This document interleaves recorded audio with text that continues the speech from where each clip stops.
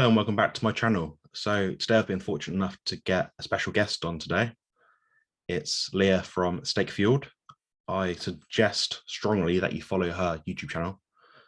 As Bart Kay would say, there's a strong incidence of heart disease and metabolic dysfunction by not doing that. So please do that. Anyway, so I met Leah at the Arnold Classic UK exhibition. And I think we sort of came across paths through Colt Milton, who's got his own channel, and that's the Skull Bells channel. And basically, she's another bodybuilder physique athlete in the UK that is following a carnivore diet. And I thought that's quite unique. And I mean, there's not many of us in this space, so I thought it'd be good to have just a discussion between us and like what we're doing, how it affects our training, things like that. The interview will be focused on her answers, but I might give my sort of input every now and then. Anyway, so Leah, would you like to say a bit more about yourself? Yeah, so hi everyone, my name is Leah, and yeah, well, it's difficult for me to say that I'm obviously a meat-based athlete right now, but it's very much I've just started my journey in that, to be fair, like properly. I always say I've been doing training and fitness sort of stuff for quite a long time now, but when actually getting serious about it and lifting weights and properly trying to tweak the diet into something that works, it's still a work in progress for me, most definitely. But I think it's only really been about a year that I've started proper weight training. Before that, I was doing a bunch of cardio, a bunch of HIIT training. I was actually a vegetarian before I went carnivore last year. Sort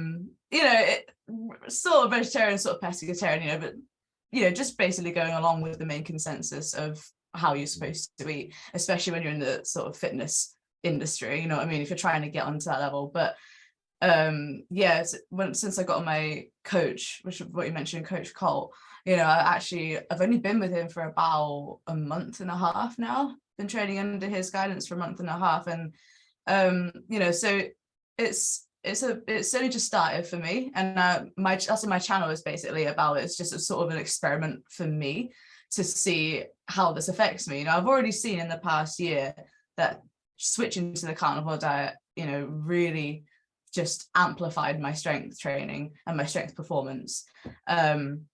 There was a lot of other things going on at the time, and I think diet and exercise technique kind of plays into it as well. So I could never say for sure like what was really changing me at the time, because I started weight training and started the carnivore diet at the same time, like switching from cardio and vegetarian to meat-based and weight training. So it was a very dramatic shift in what I decided to do and how I decided to do it. So, and that was I think that was about a year and a half ago when I did that. And I noticed a lot of changes in my body as I went. And then now I was like, okay, well, I've gotten this far, and I've always been into body, but I've always liked the idea of bodybuilding and that kind of physique control.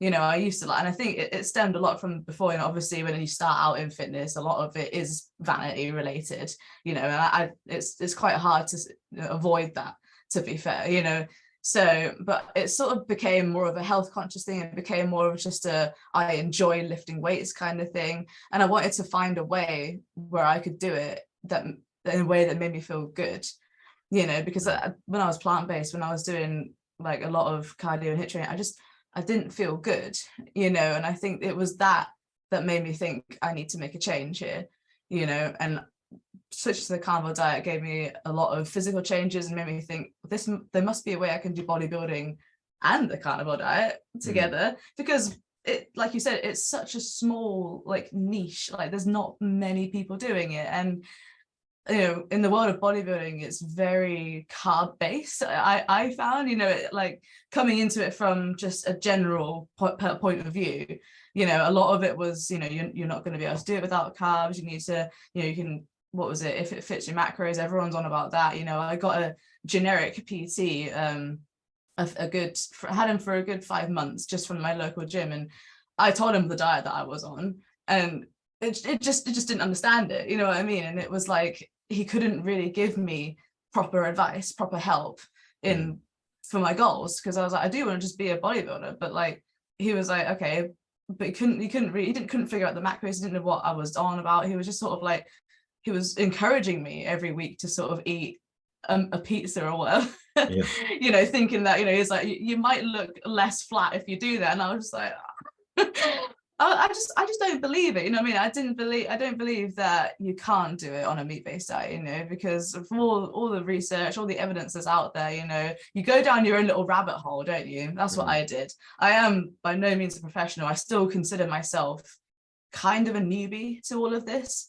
Like, even though I've been training for a long time, but I like to look at myself as someone who is quite a newbie in it, like, because having that perspective, having that point of view, because, you know, at first I was a bit egotistical about it. I was like, I've been training for a long time, I know what I'm doing, you know, but then there came a point where I was like, actually, I really don't know what I'm doing, and I need to admit that to myself more than anybody. So yeah, I'm taking an approach where I'm quite new to this. I've only just started getting serious about it, but already I'm seeing pretty good results. And, you know, I have to put it down to diet and the training techniques, you know, but that, again, that's what my channel is about. It's about me just experimenting with what I'm doing. I'm not claiming to know anything professional, I'm not claiming to be a professional. So, you know, take it with a grain of salt, but, you know, it's more just an experiment to see where it goes from here for me.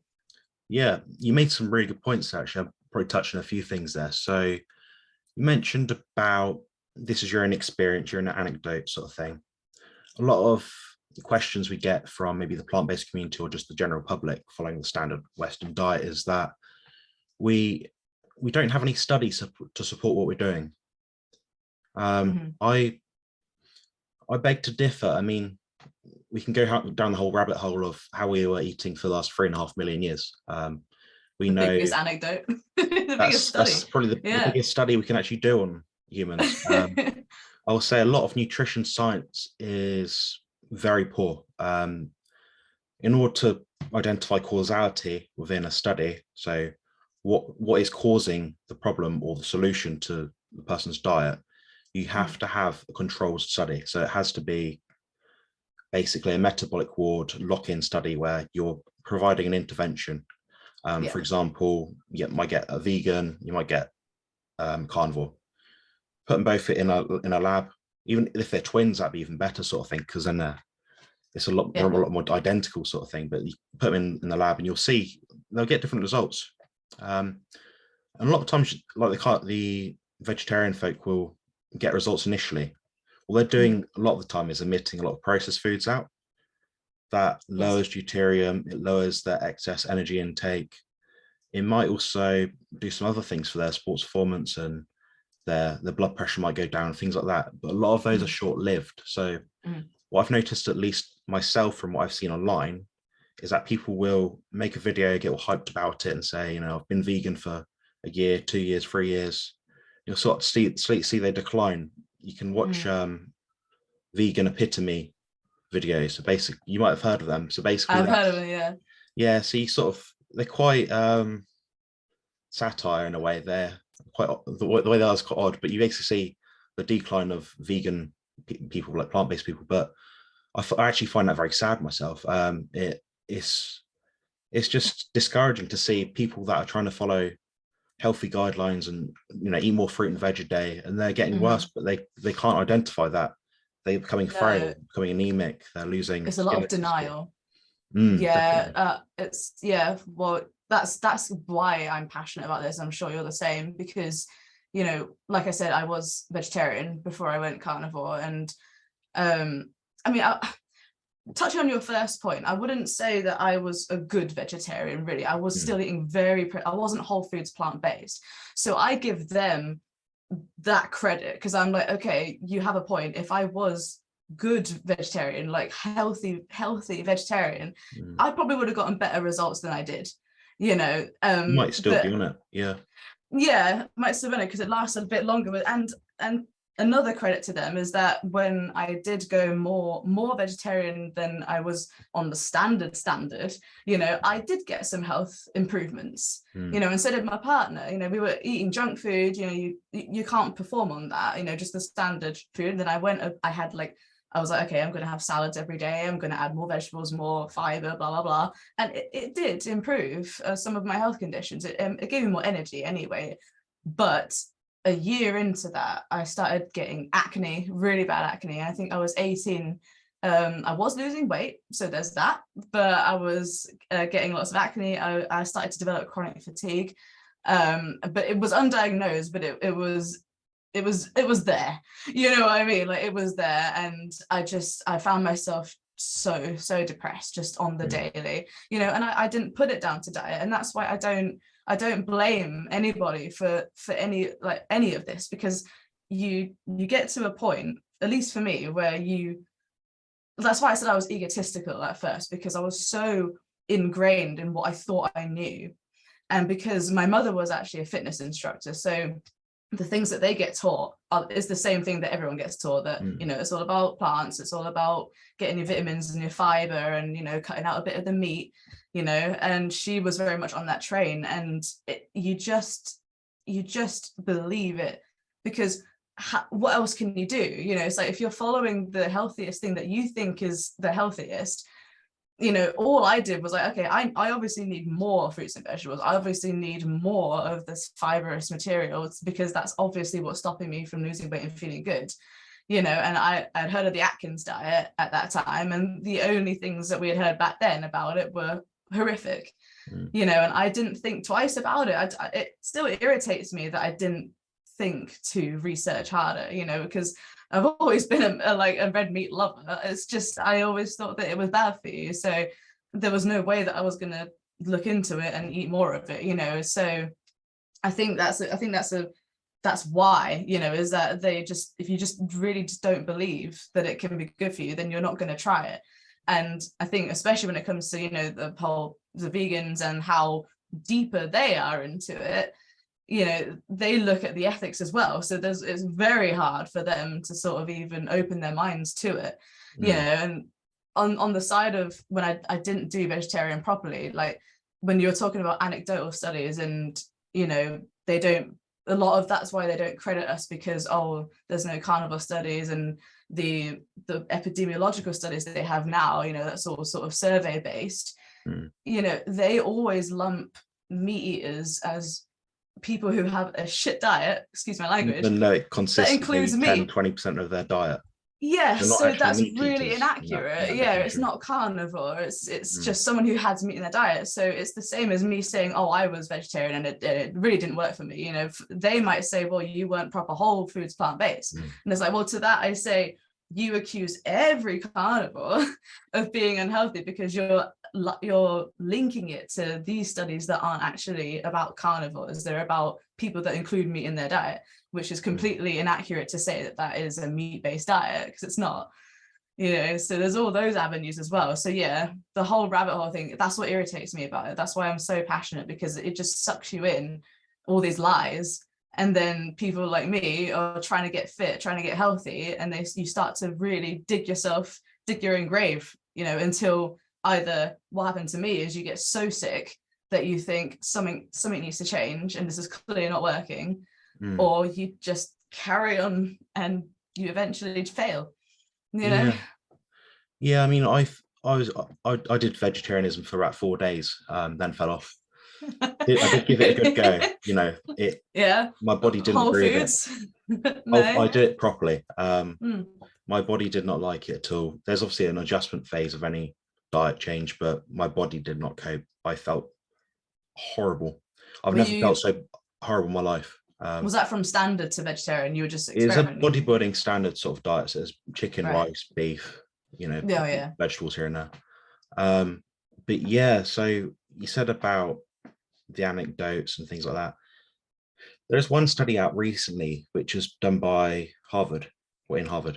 I don't know if you've heard of this one, but Sean Baker was basically pushing it a little while ago, and it was a survey-based study, something like maybe 900 participants or 1,100 participants. You know, there's a fair few people.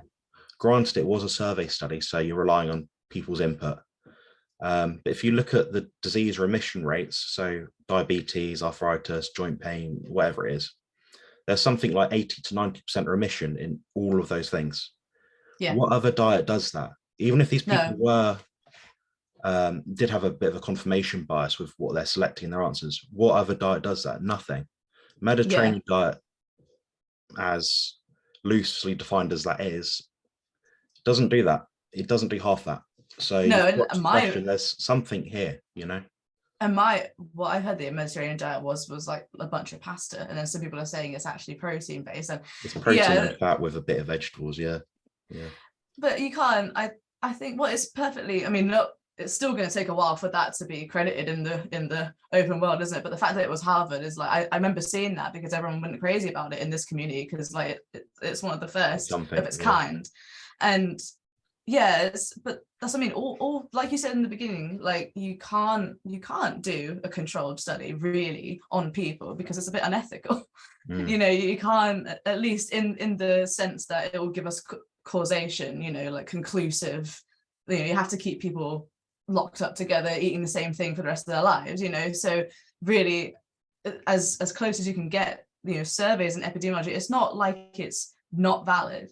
You know, it's like you said, you have to take it with a grain of salt, but like you said, if it's giving these results, you know, and it's pretty controlled for what it is, instead of doing like a mass survey, like, and then basing all food recommendations on that, that's crazy. That's just as bad, you know. Yeah.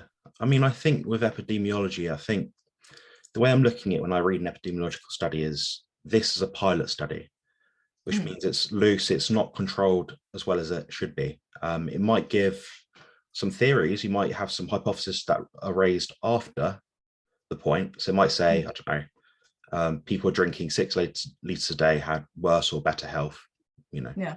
You might think, okay, well, we need to test that. We need to get people in a lab properly, get them drinking X amount or Y amount sort of thing, and see what outcome provides the best results. So that's something I think, you know, it's important. You've really got to have your own gold standard and hierarchy of evidence. And I think the best evidence is actually for people like us. We're real people with real experiences, and you know, we're on camera. We're trying to provide free information for people so that they can benefit. You know, we're not really trying to push anything. I know I'm a nutrition coach and things like that, but the amount of time I put towards free information is unbelievable. Exactly. And Like you're doing you're giving exactly away the a lot same. of free. Mm. And I think it's important as well. Like I said, I'm not a professional, but I'm experimenting on myself, you know, and I think it's important to produce that as well. You know, it's like I wouldn't be passionate about it if it wasn't working, you know, if it didn't really change something that was important to me, you know. And I think it's, you know, you need professionals on that side, but you also need just normal people who don't have any qualifications that are here saying, yo, this is working. I did an You know. interview with my girlfriend Sophie the other day. That's up on YouTube now. We spoke about the same thing. So she's a very normal person, two children, you know. She's trying to lose weight at the moment. She's giving her real experiences, you know. And just because someone isn't a qualified nutritionist like myself or has experience or anything like that, it doesn't necessarily mean that there's no value to what they're saying. No, and to be fair, it's just as much value for what you're saying right now than it is what I'm saying. So I'm not arrogant in that sense. A lot of people are, and they'll do this appeal to authority thing. Where's your degree? Where's your doctor thing? But when it comes to nutrition, like, and maybe a lot of us say it because it's true, but like qualifications, you know, they don't really mean anything.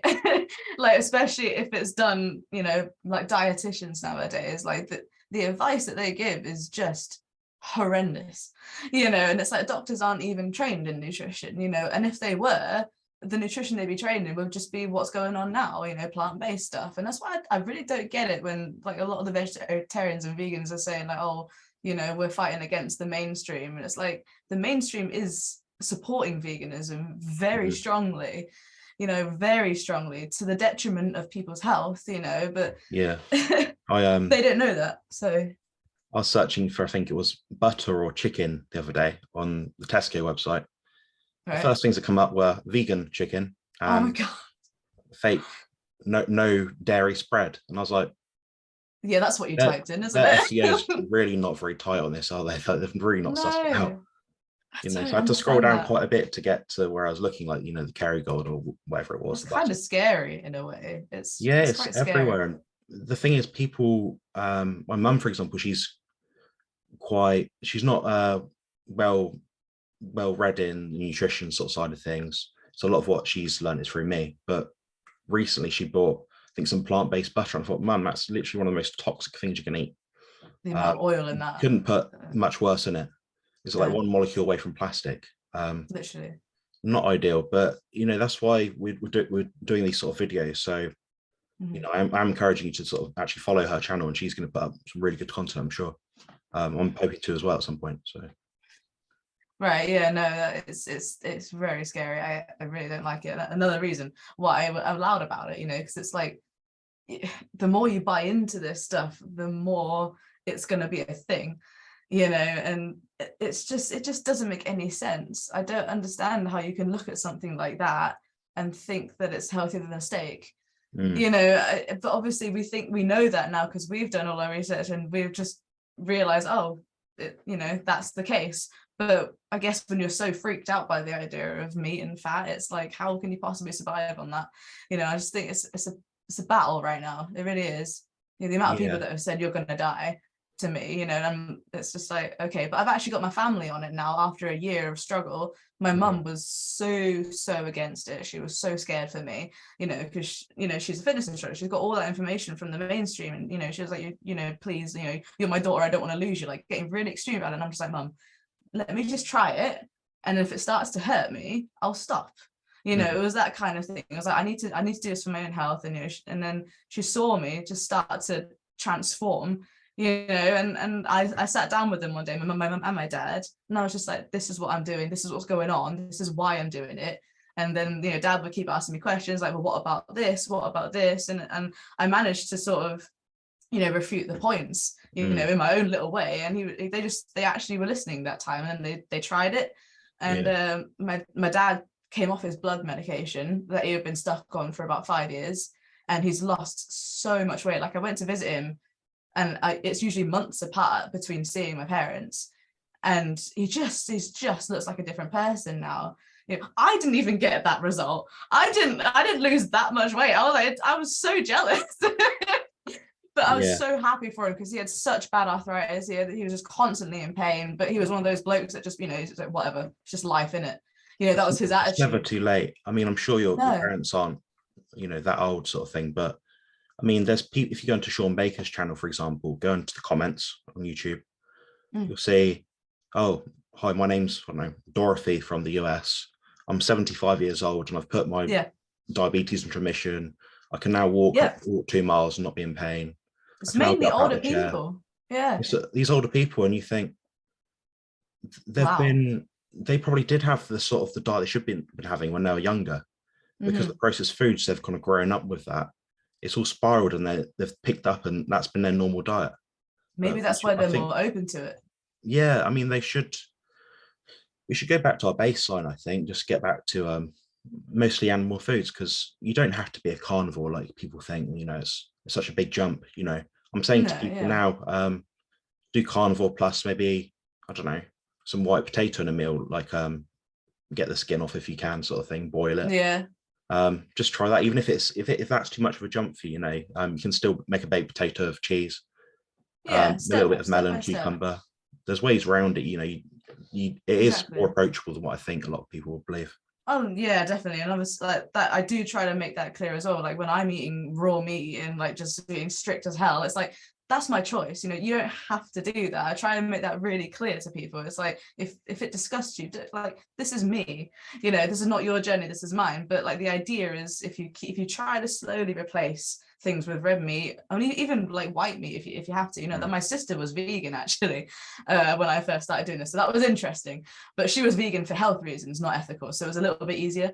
Mm. But she really just didn't like meat. She didn't like the taste, she didn't like the texture, she didn't like the idea that it was flesh basically, you Yeah. know. And I was like, okay, well, you got to start small, then start with eggs, you know, because she had anemia and she had iron, you know, iron deficiency, all these problems. And I was like, no, mate, it's because of your diet. I'm not kidding you, you know. She at first she was like, no, you know, it's just genetic. And I was like, look at me, I'm your sister and I haven't got that.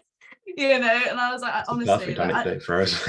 I know Yeah. it sounds like I was being mean, but I was so worried for her. And I was like, and she was like, no, having loads of spinach though. Loads of spinach has loads of iron in it. And I was like, if it was working for you, you wouldn't be in the hospital. You know what I mean? I was like, you've got to think of it Yeah. logically. If you're having to take supplements, if you're having to go to the hospital, your diet's not working for you. You can kid yourself all you want. And I think it was saying that sort of made her think, right, because that's what I didn't consider. That's what my partner mentioned to me. He was like, when you were vegetarian and claiming to be really healthy, you kept insisting that we buy supplements. You kept insisting that we buy protein powders, you know, that we get checked up at the doctors. You wouldn't have to do that if your You're diet so was much more complete. conscious. It's a lot Yeah. of with carnivore. I'm making a video on this soon, but it's a bit less. There's a bit less guesswork. You can sort of ease into it, and if you're eating enough meat and fat, you generally will fall into that sort of point where you're thinking, right, I'm getting benefit from this. The vegetarian diet, vegan diet. My brother actually tried that. He did it for 4 years, which is usually the cutoff where people actually stop. You know, Yeah. people do generally 4 or 5 years. They like 90% of people, or 80% of people drop out. Oh, right. Okay. It's so common. So when I hear people say, "Oh, I've just turned vegan," I'm like, you might last a few years, but give it a bit longer and you'll be out of it. But They like to say that about us as well, don't they? yeah, It's just like not quite the same. yeah. Just a few. Do you have any closing comments before we sort of finish this chat? Or Oh, it's a quick one. No, it's just, yeah, I think that's the main driving point. I think it's important that people understand it's you know, it is to help people, and it's just to make you more aware that this it's not just a fad. It's not just us being crazy. You know, it's actually quite scary the impact that plant-based has had. You know, and the fact there's, you know, when you start looking into it, it you know, you get down a rabbit hole, but there's a reason for that. You know, there's a lot of covered up information, and a lot of people are sick, you know, because of the plant-based. And it's like, you know, they go so far as to accuse us of being animal abusers, but it's like that, you know, from our point of view, you're abusing yourself. You know, you're 4 abusing quadrillion people. insects die in the US alone due to plant-based agriculture. They don't care about that, do they? You know, Not at all. every life is sentient. Is it? Yeah. If you're killing 4 quadrillion insects. And like, if you released all of the animals that we have in farms, where would they go? What would they do? You know, it's just, you got to think of the ramifications of it all. And it's just like, regenerative agriculture is really the way to go, honestly. Yeah. Yeah. But yeah, I'm very passionate about it because of that. You know, it nearly destroyed me. And I think a lot of other people have suffered enough, honestly. I've seen that a lot with when I used to work in the health food shop. A lot of people were very ill, and you could see what was happening to them. They were coming every week or so. You could see them deteriorate, and it So just got sad. enough. And I was the carnivore at the time. I was doing carnivore pretty solidly, so it's quite perplexing to try and give people health advice that perhaps weren't of the same mind as me. But maybe not. Yeah. you can do what you can do, I Gosh. guess. You know. Yeah. I mean, I guess they kind of needed someone like you working there. It might have woken some of them balance of up a things, little bit. maybe. Yeah. Yeah. Sorry about that. We're back. Yeah, I was just talking about the health food shop. So I did find a lot of people were trying to supplement their way out of bad diet choices. I mean, they didn't realize it was all bad diet choices, but you can only do what you do, I guess. Yeah, you touched on earlier. I wanted to ask about chronic fatigue syndrome. So I've got that myself. I wanted to see how this diet, as it stands for you, has improved that, if at all.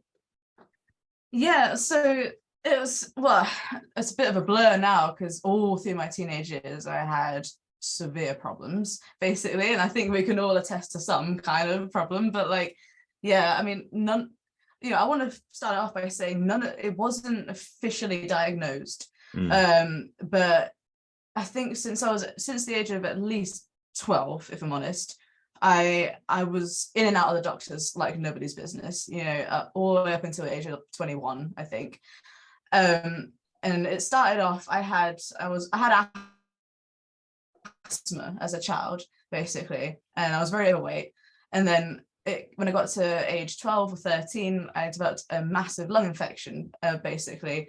And that sort of was the starting point to a lot of my deterioration. and I would go to doctors quite often, just, GP down the road. And they would start to give me several different kinds of pills because they weren't fully sure what was going on. The advice that I got was go see a dietitian and exercise a bit more. At this point, yeah, at this point, I was 13. I remember 13, 12 or 13. Sorry, it's a bit blurry, but it was definitely around that age. And I was, from my standpoint, I was exercising a lot. I was doing 20 minutes a day of HIIT training, because I really wanted to lose the weight. And my mum was, condoning that because she was like, cardio is the way to go. But I could not really breathe at this point. So it was a massive struggle, and it was really starting to, bring me down. And I was starting to feel really, really, really tired. But I put it down to the infection only, which obviously was a massive part of it. And but some of the nurses were under the impression that it was asthma related because I had it as a kid. So they prescribed me inhalers, and they prescribed me pills that was supposed to help the asthma. This went on for 2 years. And by the way, this lung infection was one of those, when you have it's like a rattly, like, and then you cough, and it's when people have such a sore throat that it sounds like a horse. I don't know what to say. Yeah, that was 2 years of that. That was horrendous, and I still have the scars to this day. And I went to the hospital. I got prescribed antibiotics, and it was gone in 2 weeks. She said it wasn't asthma. But then so that was awful. But that started, my tiredness didn't go away after that, and I was started to get so bad that I would wake up and I would feel like fainting, and my brain, like, I had such bad brain fog that I just couldn't. I was so depressed, and my mum didn't believe what was going on. She didn't know what to do. And so she took me to quite a few dietitians, all of which had different opinions on what I was doing. But all of which was saying, okay, so you need to add more grains into your diet, more whole grains, more vegetables. But I remember that a lot of them actually advocated for seed oils to be cooked with, and I can't remember why, but I remember them saying it, and my mum would sort of be like, okay, but she didn't understand why. But because of their authority, we just sort of listened to them. And Mum put me on the celiac diet because she thought maybe that was what was doing it. So I had no idea what that was, but she was like, okay, we'll try gluten-free, we'll try celiac. She tried all these different things. She put me on paleo, which also didn't really work, because what I was doing was I was starting to eat less because I was so, all these things were going on. I was gaining weight. I was getting really depressed, but none of the actual problems were being seen to. And it got to a point where, even the doctors were just like, I'm not sure, I think she has chronic fatigue, but I can't officially say because there were so many different things going on, and I mean, it could be dramatic, but I do just remember not feeling like I had ever slept at all, and I was starting to really fail at my school. I was barely scraping my GCSEs. I barely had a social life because I just couldn't go out. I just didn't want to. And this went on for years. And then I eventually went to university, and I was like, okay, I've got to start helping myself a little bit, and that's when the vegetarian came in, and I was like, I must be doing something wrong. And I decided that, yeah, sugar is probably a big culprit for it, but obviously, I didn't think of fruit or the sugars in whole foods. But I mean, I guess when you take that step, it's still better. So I was like, okay, I'm going to cut out processed foods, processed sugars. But really all that meant for me was biscuits, because I was a massive addict of biscuits. But I still had, every other day I was still having, like ice creams and stuff. It's just that I was just so under the impression that I was eating good. It's really strange, because my mum was saying, yeah, no, you're doing great. That's healthier than the rest of your siblings. So it must be good, but I was just feeling so terrible. And I got a bit depressed, but like, obviously I guess that word gets thrown around quite easily. I was feeling down because I was sick, but I think I don't know, when I went into uni, I started to get a little bit better when I went more veggie. But like I said, I started to develop acne and the chronic fatigue, that I think the chronic part of it went away, but general fatigue, general brain fog was still a major problem, you know, and it stopped me from getting involved in a lot of activities. It stopped me from really living my life, because I remember just spending a lot of my time just locked away in my room, you know, because I was so insecure and I was just so uninterested in doing anything, you know, and it was almost like I was a shell of who I could have been, you know, and it just breaks my heart now, because at the time I didn't see anything wrong with it. You know, I saw something wrong, but I was just sort of like, I'm so tired all the time. But I'm working out every day because I'm so hell-bent on getting this physique. You know, I always had this one physique goal, and I was like, yes, I'll definitely get that. But clearly the way in which I was doing it was tragic. You know, the amount of years I wasted on just jumping around doing burpees and making myself more fatigued, making my, you know, ailments worse, really. And I back then it was like, you can't really overtrain, is what my mind was saying, you know, because I only do 20 minutes a day. You know, that's not what we used to do. We used to be running around all day, so I can't be overtraining, you know. And it was just these massive far-fetched conclusions being meshed into one. I think that's the biggest problem, especially when you're a kid like I was. You know, I didn't really draw conclusions very well.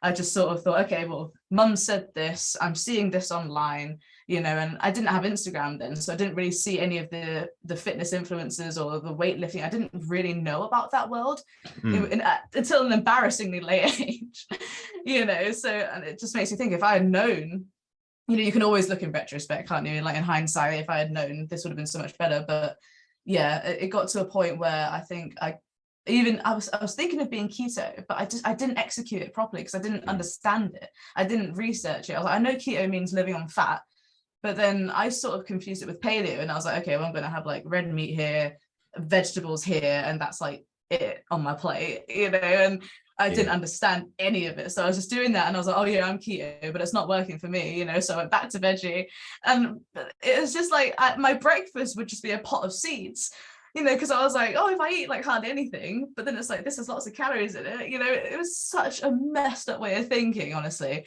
And I wondered why I was so sick. But then I think I went all through my university years. I became better at 21. I started eating whole salads, and then started having brown rice, you know, with my curries in the evening, which was a bit of an improvement on my past diet, believe it or not. And then encouraging my partner to eat salads every day. Bearing in mind he has a very irritable bowel, and I didn't realize at the time, but because he has such a terrible diet like me, he started seeing a bit of improvement in his energy. But then he had massive eczema problems, and he was struggling to digest his food every day. But I was like, you need more fiber. We both need more fiber, more supplements to make this work. You know, and it was chasing the dragon, isn't it? Oh God, yeah. And I was like, Getting no, down these like, ideas, and you think, I'm not doing it right, I need to do a bit more. The reality is you a bit need to more come of further it. away. Exactly. What I've noticed, I would say in my experience of seeing hundreds of experiences, good health tends to come from a matter of deduction from your diet. Yes. So not so much, I think ancestrally, we weren't eating 30, 20 different foods a day. We might have had meat from an animal, a few organs, maybe not a lot, but you know, a little bit. Yeah. And a bit of fat. You might find some berries out if you're lucky, and it's within season. But that was it. You lived off about 2 to 3 foods most days, and that's the days you did get foods. That A lot of these variety issues are things we're just not. As a species, we're not just adapted to tolerate these things. And you mentioned about the chronic fatigue and the bodybuilding, like the physique goals, and you do get stuck down this. You just, like I said, you're just chasing a dragon where you're trying to work. Like you're so motivated, you want the physique you want. Like I'm just the same. Like my physique is like, you know, I'm not very vain, but how I look is critical to me, sort of thing. Like it's what I want to do. It's my own sort of my own systems, my own goals. In that regard, like the chronic fatigue thing as well. I was diagnosed when I was about 14, I believe. I had a glandular fever at that age. I actually got nailed by 2 viruses, so glandular fever. Then again when I was about 21, 22 in university. I believe that's a bacterial infection of some sort, actually, not a virus. Both times they really set me back, and it really affected my health. And And I feel like, because I've been following this standard bodybuilding diet previously for so long, it's almost like to get complete remission, it's going to take me just as long to get out of that. So I'm interested. I was interested just to hear basically about how you've managed to sort of improve and just going away from what you were doing, and you've been mature enough and you've understood, like, you know, you need to do something differently. And I think, you know, you're helping your partner out, so that's really valuable. Thank you. Yeah. Have any comments on that? Or Well, it was a turning point for me. There was one. It literally happened just like that. It was in lockdown. There was 1 week where I was at the end of my rope. I was like, I'm feeling terrible, you know, and I was unemployed at the time, so I had a lot of spare time. And I was just sat there thinking, I was craving steak. I was craving it like bad, and I hadn't had it for a while, but you know, I had a bit of lamb here and there. I wasn't like pure veggie, but I was just craving it, and all week, and I was just sat there thinking to myself, this must mean something, you know, because this isn't a typical craving. You know, you don't just crave steak, like you know, bacon I can understand, but steak. And I was like craving steak and eggs, and I was like, I remember the Atkins diet, and I've always been interested in nutrition and training. You know, it's never worked for me, but I was always interested. So I was like, you know what, I'm just gonna have a look and see what I can find. So I looked for YouTube videos. I searched the Atkins diet, I think, and then the carnivore channels came up. You know, I started seeing, you know, Sean Baker and Ken Berry and all that, and that's where it all started. And I bought his book, The Carnivore Diet, and I just said to Josh, like, we're going meat based now, and it threw us both off. And for the first 2 weeks, I was in tears, like secretly to myself. I was really scared because I didn't truly believe it, but my gut was just saying, this is what you got to do. I need this. And the second I started eating meat, it was just so good. You know, it was just so, yeah, I was like, oh my gosh. Like, I mean, a lot of carnivores that I watched would say like it was like a revelation to them, you know, and for me, it wasn't like suddenly my life came back. It wasn't that dramatic, but it was just like I just felt so satisfied and so good, you know. But I was just believed because of all those years. I was just like, I was so scared that I was going to get fat. I was going to kill us both, you know, the cholesterol, and obviously my mum being like, what are you doing? I was like, I don't know why I'm doing this. And for the first 2 weeks, I was so scared. I was crying to myself, like, what have I done? What have I done? Looking in the fridge and just seeing red. It freaked me out. But I just carried on watching them, and like the fact that so many other people like me had the same experiences and were just thriving on it. And you know, the fact that I love meat anyway, it's not exactly a nasty diet for me. Like, it was the dream. It was too good to be true. That's why I didn't believe it. I was like, you surely not. After all, and I was so angry after that. First it was grief, and then it was anger, you know, at how much I had got it wrong, and how much better I had felt, and how much better my partner felt after eating the meat. Because I think another thing is, when you're eating those vegetables and stuff and you add the meat back in occasionally, you get bloated, you get pain from it, you know, and you associate that with, oh, it's because I added the meat in, you know, and it's the combination of it, you know what I mean? And because your body's not used to it. So yeah, it took about, I think I had about a 3 to 4 week adaptation phase where I felt worse, honestly, and that scared me as well. And I will say that for the first few months, for the first sort of half year plus, I didn't do it spectacularly well, carnivore. You know, I was under eating at times because I was still a bit afraid. I wasn't eating sort of the best quality. I cheated sort of every month or so on a pizza because, you know, I wasn't eating enough. So I was getting my feet in the door. But since this year, I think since about March this year, I was like, it has to be done properly now. It has to be as strict as possible. You know, I've still been tweaking it here and there, but I've just found that my mental clarity has dramatically improved. And that's kind of what my mum and my dad went off of, because they knew me as the slow, sluggish child that they had. That had all kind of, yeah, like they knew me as not with it at all, so clumsy and just so spaced out. You know, I mean, I still struggle with it now and then. It comes back depending on what I've eaten, depending on, but that's what I mean. I can actually tell when it's come back. I can tell when I'm not on point, and perhaps what I've done to make that happen now, whereas before it was just constant. Whereas now it's sort of like, oh, I can actually notice a difference. And you know, my parents said you speak faster, you know, you're more alert. And it was that made her think I need to do this as well, because I guess it was quite heartbreaking for her to see, you know, her child basically just willow away. I was insecure, I was quiet, I was, you know, you'd say something to me, I'd just sort of be like, huh? You know, that kind of all the time. It was horrible. But now I'm just, I can actually converse and be a normal person. And it was definitely the carnivore diet that did that for me. That's the same experience I had. So I've got a video up already. It's something like my health experiences on the carnivore diet. I said exactly about that. So my clarity when I'm thinking is it's a lot easier. I wouldn't be able to have conversations like this a year ago. Unheard of. I'd be too anxious, too stressed. I'd get really nervous. I'd be shaky. I'd be like, touch my face, you know, sort of still. But my disposition is so much calmer now. Sometimes it's almost too calm. Like something bad will happen, and I'll be like, yeah. You sort of scare yourself because you're like, why aren't I freaking out?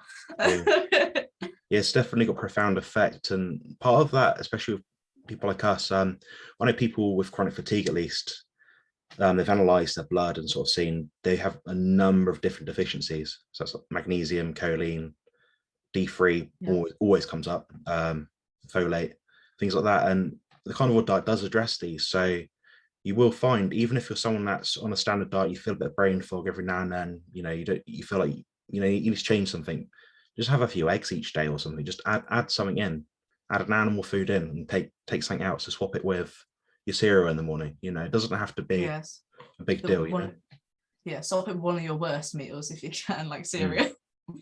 Like, oh my gosh, starting the day on that, kill me. 2 hours later, you crashed. That was it. Oh, yeah, no wonder. I remember, like, looking back, it's like, that's why. I was constantly. Do you find your meals now are smaller out of interest? So mine now are somewhere between the actual weight of my plate, you know, the food is about 200 to 250 grams.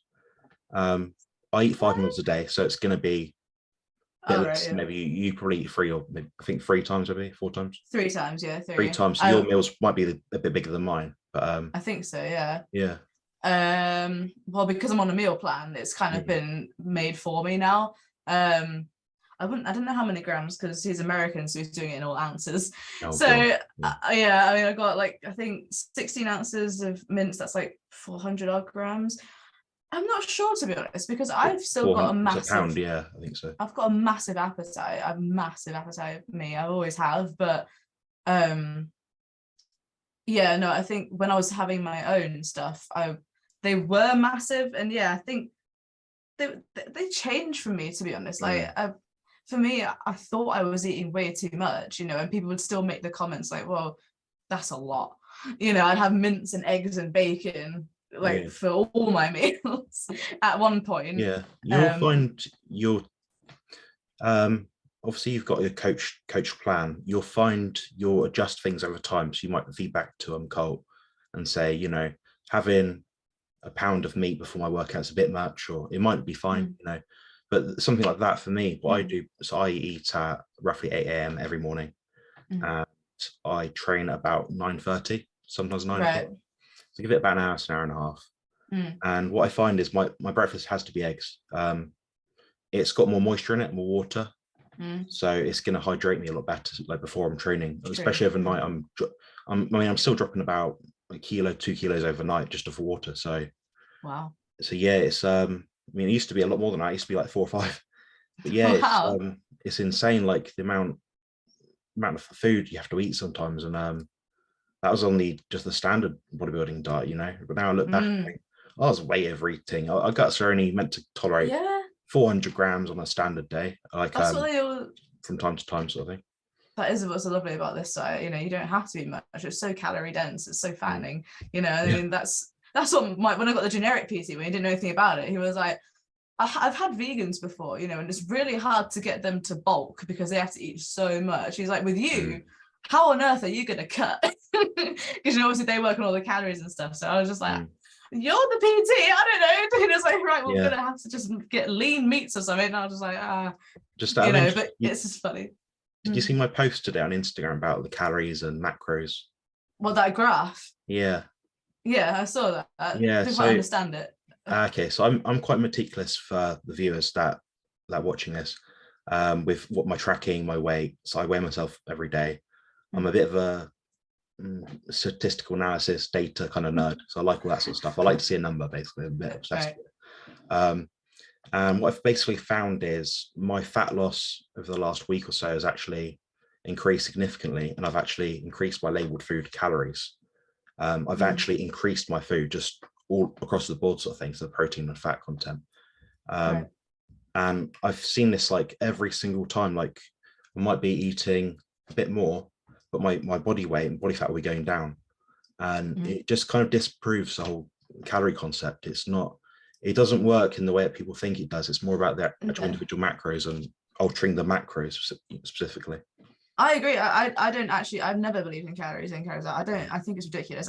I don't think, obviously it has a place because obviously it's worked for people, but especially like going into this carnivore diet, the first thing they say is don't count calories. And I never counted anyway, because it makes sense. If you're eating, a calorie isn't a calorie. It just can't be. The way your body processes the different macros is different, and everyone knows calories are heat. It's heat, and it's so inaccurate what's on the packages. Like no one knows what it really consists of. And I'm consuming 230 grams of fat a day. That's quite high for me. I come from a place where I've got quite poor stomach acid, so increasing the fat has been quite a toll sort of thing. Like I've had to really titrate it up. But what I've noticed is I'm able to perform a lot better in the gym. My energy's better, my skin's better, and I've really sort of nailed down now what I need to do. So I'm sort of dreading. I've been asked in quite a few interviews last week. I think I had 3 or 4 last week, and they're asking me about my macros if I was to bulk, and I was like, I don't know how much food I'm going to need. Like your body will auto-regulate its metabolism based on what you're feeding it. You underfeed it for too long, your body will slow down. Same thing if you feed it more, your body will rev up, so you'll actually breathe a bit more, you'll feel more alive, more lively sort of thing, be more alert. So your body does adjust in that sort of way. And I guess you don't track your macros and you just got your meal plan, is that right? I don't track it personally, no. I think he's done all the calculations for me. So. I might ask him about that and see. I'm just curious to see what you're doing. Ask him, because I was interested to know what he would do for me, because like obviously I'm in a lean bulk phase, he calls it. He's got me on quite high protein. It's quite hard not to be high protein on a carnivore, but relatively. But I'm constantly asking him questions because I want to know as well. And it's like, because I come from a place where I didn't believe in calorie counting, so a lot of it was it's a bit nerve-wracking for me. The idea of cutting calories is very nerve-wracking, and I've made this clear to him. I don't know if he's fully listened, but I made it clear to him, like I am comfortable with it, but it's like it scares me because I don't know, like I've never trusted it, but obviously it's worked for people, because with bodybuilding, if you cut for a short amount of time, then it makes sense that you'll lose it, as long as it's not forever, and as long as it's cycled and all that. It's just because it's the carnivore diet and it works differently with your body. I don't know, I've just been like, I'm just unsure about it, so I'm quite curious to see what he thinks, and and how this is going to work for me, so because obviously he is on the calorie side of things as well, so, and I don't really want to be questioning him or fighting him about it, because I do trust him. There's so many different ways of looking at it.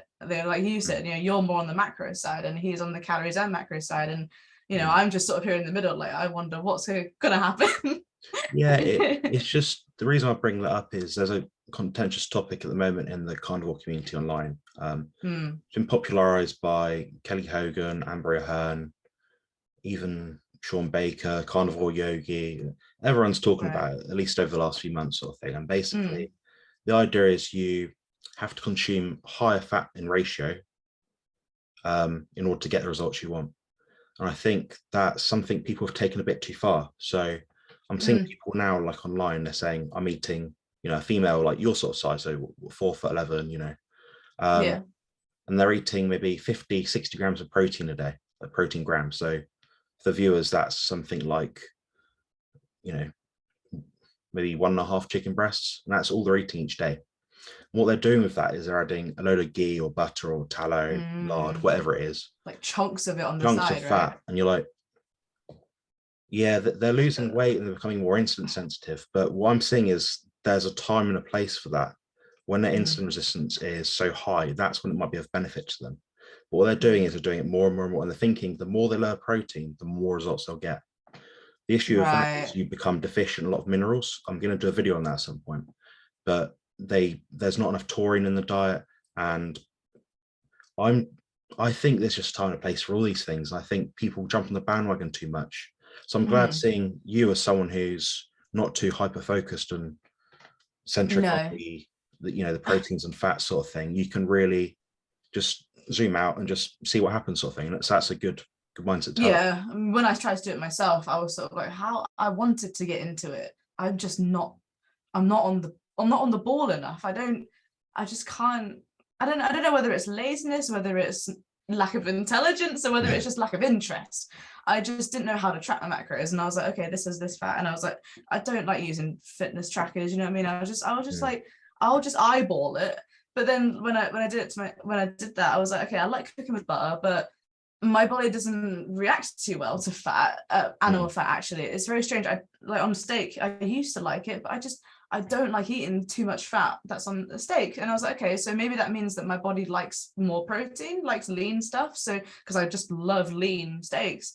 But then I started saying, okay, well, I need animal fat. So I started having I had 12 eggs a day just because I liked eggs, you know, and I added butter to that. So I was like, I must be getting my fat in. But then it's like I would read books like, you know, Robert Sykes' bodybuilding book and how he would do the whole fat protein. I was like, well, I'm well off there. You know what I mean? So for me, I think because I'm more of an eyeball it and see how it goes kind of person rather than a statistical kind of person, you know. So another reason why I'm happy that I've gotten people like you to talk to, because I'm more of an improvised type person, and that doesn't always work. But you know, well, it's hard to say if it works because I'm not tracking it. You know, that is the problem. But the problem with that is I don't know how I feel. I feel like I'm missing something.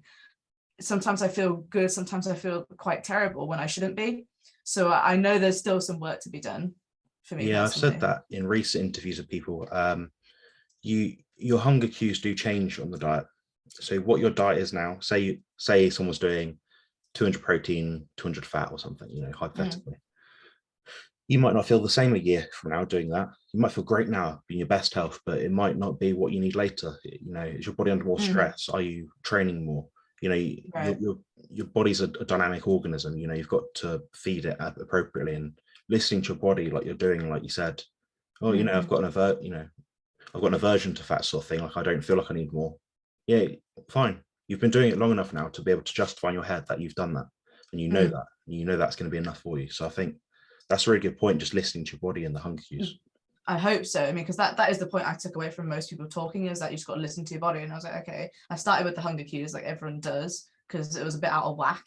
I still think it kind of is, but that's because I'm changing it around a lot, you know what I mean? And I don't know, but yeah, listening to the body. If I thought that's the only way I can do it, if I'm not tracking and being statistical about it, I'm gonna have to track it somehow, you know. And the way I do that is by how I feel.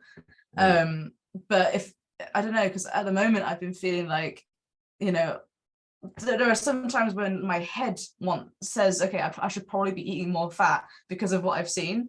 But then it's like, I'm not sure if I should be doing that because it doesn't actually make my belly feel very good.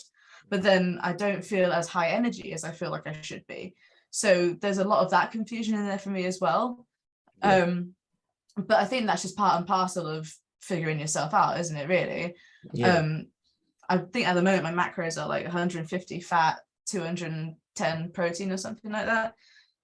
So pretty high protein for now, but it's going to be changing up. I think it's just to see how I react to it, I guess.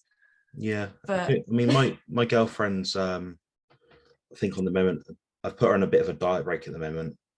When I say diet break, I mean I've increased her calories by 200 or something stupid.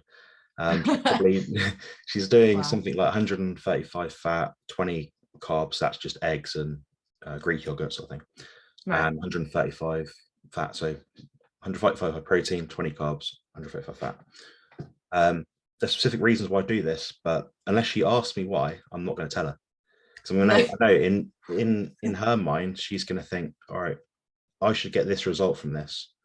Part of it is trial and error. And the reason why having a coach like Carl or myself is useful is that people will be able to identify what the common causes are of different problems and how are they going to address that. So are they going to raise protein or elevate fat?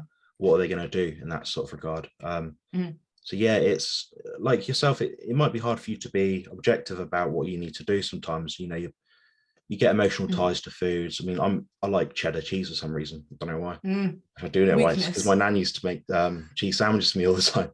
So Because it's delicious. Nostalgia. Yeah. So, you know. Yeah. Yeah. I think we'll wrap this up now for real this time. All right. For real. Do you have any closing comments? Maybe if you want to talk about your YouTube channel briefly, or? Oh, well, I'm still just getting started with that. Yeah. So like if you're interested in my journey, that's where you'll find it mainly. I do post on Instagram quite a bit as well. But yeah, again, it's just, I always put the disclaimer in the box because I think I'm quite adamant about, because people like to nitpick things, and scrutinize. And I've had that already. Because I used a plastic pot to microwave my food in.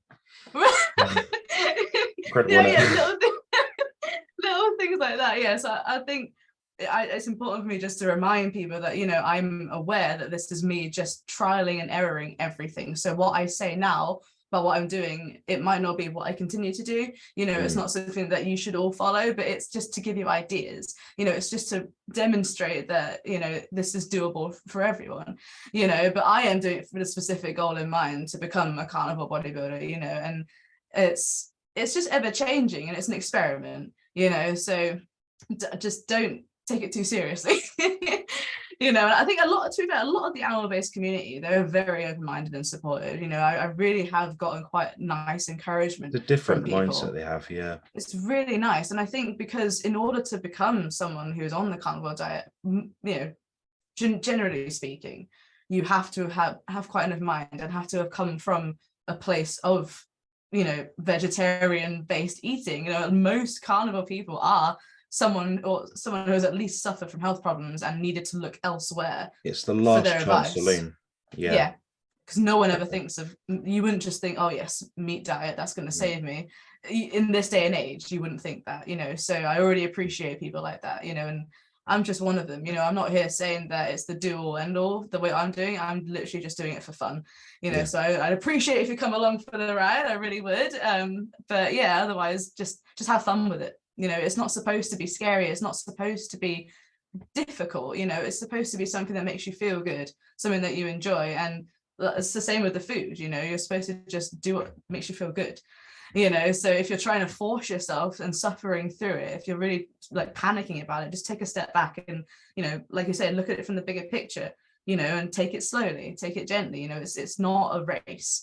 I know a lot of us get sucked into that, and I'm guilty of that, because I want it to happen now. I want to get there now. I even said that to Colt. I was like, I want to get there right now. Like, do we have to do this for 6 months? Can it not be 3? But then it's like, I catch myself and it's like, stop. Just, you got to take your time. Otherwise you're going to fall back into bad habits. That's a big problem.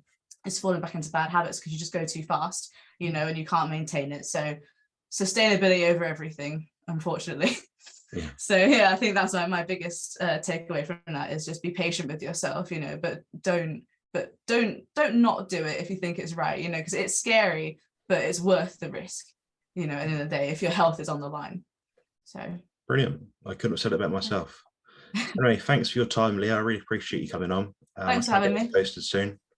Awesome. And thanks very much. Anyway, if you want to like, comment, subscribe to myself or Leah's channel is Steak Fueled. I'll probably link her in the description as well, so you can find her easily. All right. Thank Cheers. you. Bye-bye. All right. Bye-bye.